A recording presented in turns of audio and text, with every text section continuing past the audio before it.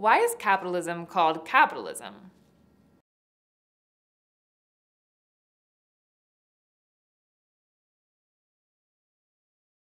Hi guys, Praxgirl here. In our last lesson, we learned that direct exchange has inherent problems that can only be solved through indirect exchange. We found that there is a quick tendency in society for goods that are highly valued to become the predominant medium of exchange, and this is called money. In this lesson, we will look closer at the qualities and implications of money and how and why money allows an economy to grow past the limitations that are inherent to direct exchange. Money opens to a market the ability to enormously expand the scope for specialization and the division of labor. Now, people no longer have to worry about the problems of divisibility or double coincidence of wants. What this means is that a blacksmith can now trade his swords for money rather than having to find someone who wants to accept swords as an exchange and has exactly what he wants in return. A teacher in a school is now able to teach for money rather than trading for specific goods which he must evaluate before he trades. A man can produce a machine, a capital good, and exchange it for money, and he can trade money for food at the supermarket. Modern society is thus built on the use of money, and the establishment of prices now has a common denominator. It's important now to explain what having a common denominator and prices in terms of one common good really means in order to avoid misinterpretations and fallacious thinking. What do money prices really mean? First, let's look at how prices are determined in direct exchange. Prices are nothing but exchange ratios between two goods. When two individuals engage in an exchange, the price of a good in terms of another is simply the number of units of the first party's good that must be offered in order to receive 1 unit of the second party's good in exchange. For example, suppose a baker wants to trade with a blacksmith. They reach an agreement and trade 4 pies for 1 sword.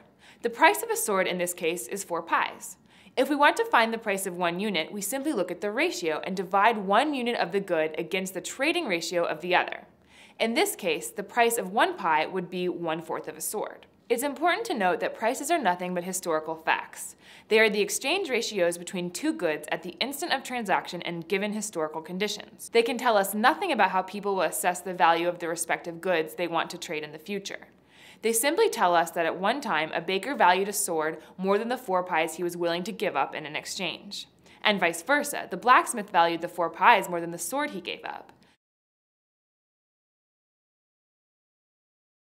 Prices are merely exchange ratios between two goods. Therefore, a money price means the unit of the good money was exchanged for some other good.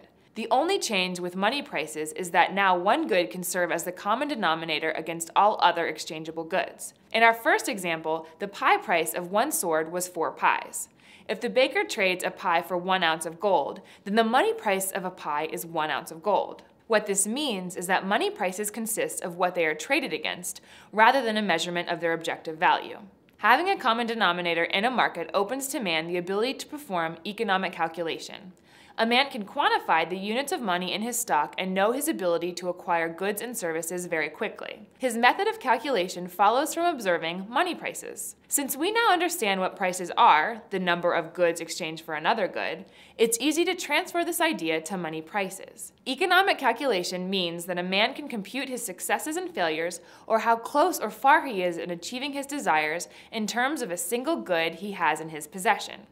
Economic calculation can comprehend everything that is exchanged against money.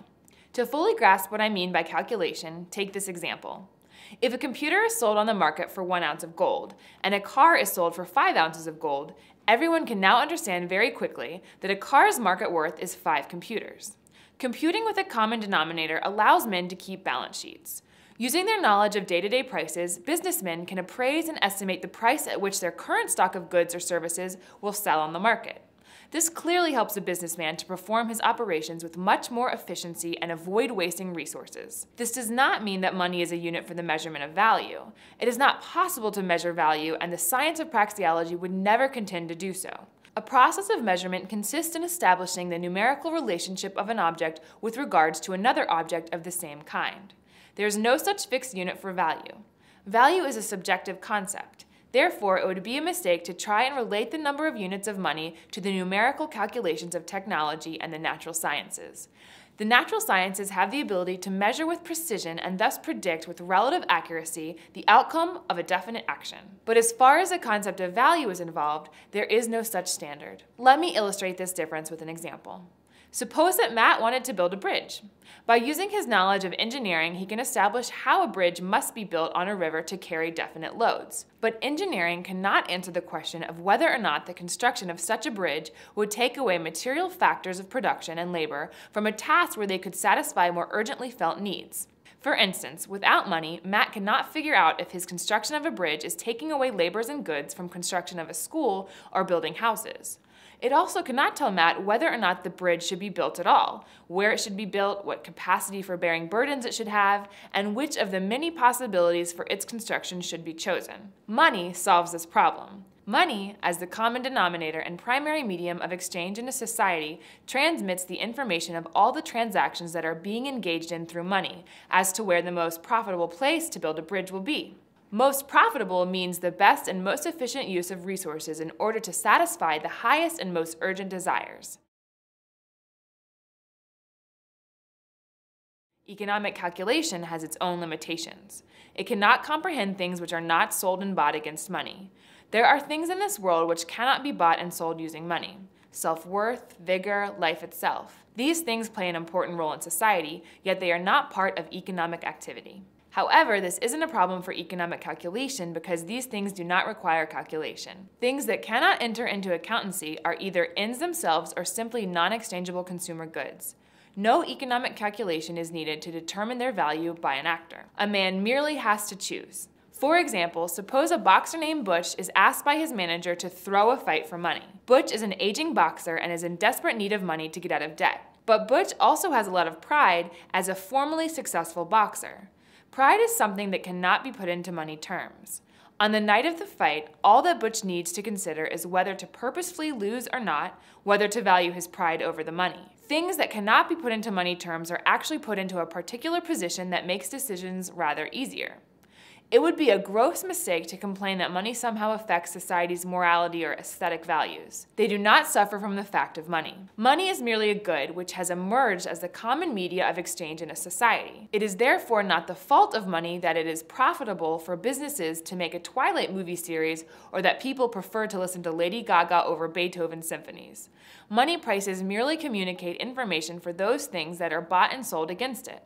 It is neither more complicated nor simpler than this. And as a matter of fact, Praxeology finds that the existence of money has the complete reverse effect. Money, as a tool for better planning, greatly increases the supply of material goods. It therefore allows for men to spend more time enjoying their non-exchangeable goods. To put it simply, the less time you have to worry about feeding yourself, the more time you can focus on aesthetics, virtue, and love.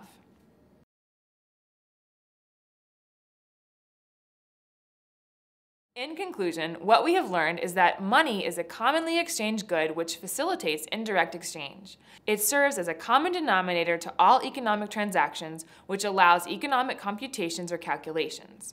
The importance of money will be emphasized again and again in our lessons. Economic calculation is the guiding principle of action in any society with a division of labor, and this only becomes possible when money emerges.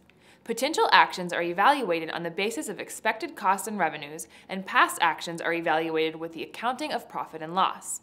It should start to become clear why money allows a society to prosper, because it best serves to communicate whether capital is being preserved or consumed. Someone building a bridge is not engaging in a production process that will satisfy his ends immediately, but will after a lengthy process. They need a device to transmit information to them through each step of the process, whether they will be able to achieve their end. We can call those who engage in producing or acquiring capital goods capitalists. This structure of society has been labeled capitalism as a smear in the past, but we can now see it's actually a very appropriate term. It emphasizes the importance of the role of the capitalists, those who save more than they consume, have in the prosperity of mankind. I'll see you guys in the next lesson.